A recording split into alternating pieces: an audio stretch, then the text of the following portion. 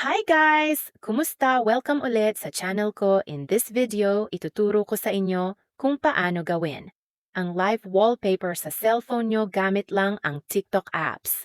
Super dali lang! Let's get started!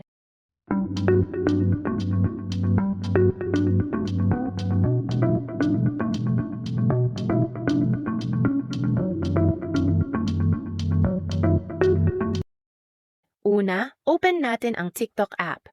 Kung wala ka pang TikTok, pwede mo itong download sa Play Store kung Android user ka at sa App Store naman kung iPhone user ka.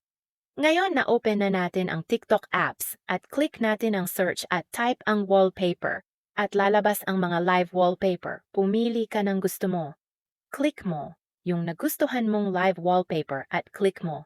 Yung share at slide mo pa-left at makikita mo yung set a wallpaper and then magpa-pop up yung TikTok live wallpaper.